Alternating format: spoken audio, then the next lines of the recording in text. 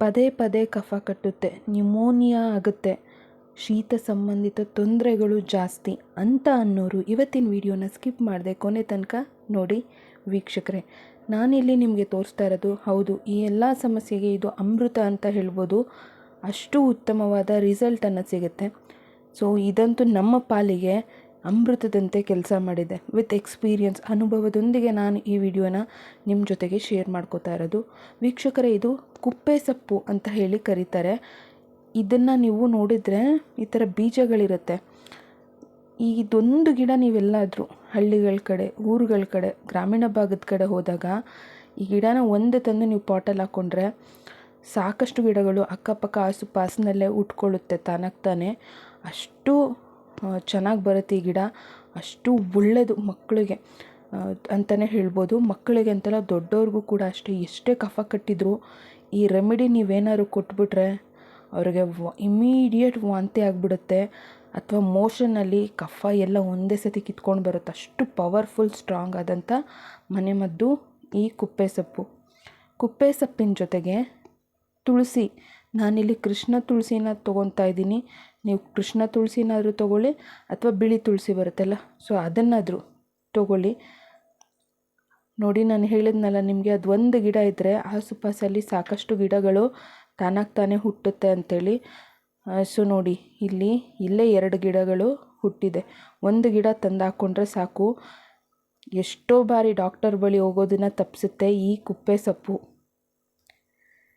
ಒಂದು ಹಿಡಿ ಆಗೋಷ್ಟು ತೊಗೊಂಡ್ರೆ ಸಾಕು. ಕುಪ್ಪೆ ಸೊಪ್ಪು, ಕೃಷ್ಣ ತುಳಸಿ, ಅದರ ಜೊತೆಗೆ ಇಲ್ಲಿ ಒಂದೆಲಗ. ಇದು ನಿಮಗೆ ಆಪ್ಷನಲ್, ಬೇಕಿದ್ದರೆ ಹಾಕೋಬೋದು, ಇಲ್ಲಾಂದರೆ ಸ್ಕಿಪ್ ಮಾಡ್ಬೋದು.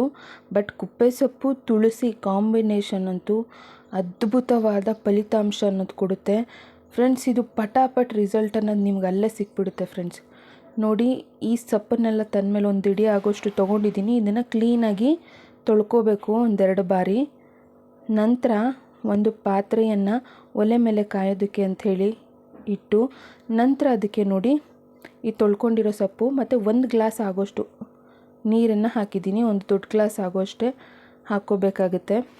ನೋಡಿ, ಇದು ಕುದಿಯೋದಕ್ಕೆ ಅಂಥೇಳಿ ಶುರು ಆಗಿದೆ. ಇದು ತನ್ನ ಸತ್ವನೆಲ್ಲ ಬಿಟ್ಕೋಬೇಕು.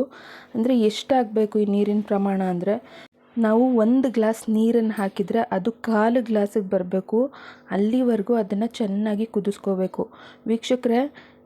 ಈ ಥರ ಒಂದು ಮೆಥಡಲ್ಲಿ ಮಾಡ್ಬೋದು. ಇನ್ನೊಂದು ಮೆಥಡು, ಕುಪ್ಪೆ ಸೊಪ್ಪು ತುಳಸಿ ಇದೆರಡನ್ನು ತಂದು ಚೆನ್ನಾಗಿ ಕುಟ್ಟಿ ಅದರ ರಸವನ್ನು ತೆಗೆದು, ನೀವು ಆ ರಸವನ್ನು ಏನಾದರೂ 1 ವರ್ಷ ಮೇಲ್ಪಟ್ಟಿರಬೇಕು ಮಕ್ಕಳು, 1 ವರ್ಷದ ಒಳಗಿನ ಮಕ್ಕಳಿಗೆ ತುಂಬ ಸ್ಟ್ರಾಂಗ್ ಇದು. ಸೊ ಬೇರೆ ರೆಮಿಡಿನ ತೋರಿಸಿದ್ದೀನಿ, ಅದನ್ನು ಬಳಸ್ಬೋದು ನೀವು.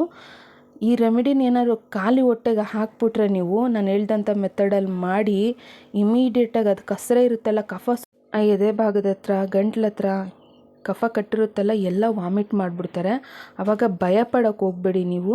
ಒಂದು ಸ್ವಲ್ಪ ಹೊತ್ತಾದ್ಮೇಲೆ ಅವರೇ ನಾರ್ಮಲ್ ಆಗ್ತಾರೆ. ಅದೆಲ್ಲ ಕಫ ಸುತ್ಕೊಂಬರುತ್ತಲ್ಲ, ಅವಾಗ ಒಂದು ಸಲ ವಾಂತಿ ಮಾಡಬೇಕಾದ್ರೆ ಕೆಲವರು ಗಾಬರಿ ಮಾಡ್ಕೋಬಾರ್ದು.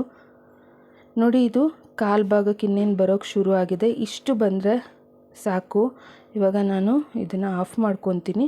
ಒಂದು ಸ್ವಲ್ಪ ತುಂಬ ಬಿಸಿ ಈ ರೆಮಿಡಿನ ತೊಗೊಳಕ್ಕಾಗಲ್ಲ, ಒಂದು ಸ್ವಲ್ಪ ಹೊತ್ತು ಆರಬೇಕಾಗುತ್ತೆ ವೀಕ್ಷಕರೇ. ನಾನು 2 ಮೆಥಡನ್ನು ಹೇಳ್ಕೊಟ್ಟಿದ್ದೀನಿ. ಒಂದು ಈ ಥರ ಮಾಡಿ ಕೊಡಬಹುದು, ಇನ್ನೊಂದು ಮೆಥಡ್ ಬಂದ್ಬಿಟ್ಟು ಕುಟ್ಟಿ ಅದೇ ಹಸಿ ರಸನ ತೆಗೆದು ಹಾಗೆ ತೊಗೊಳ್ಳೋದು.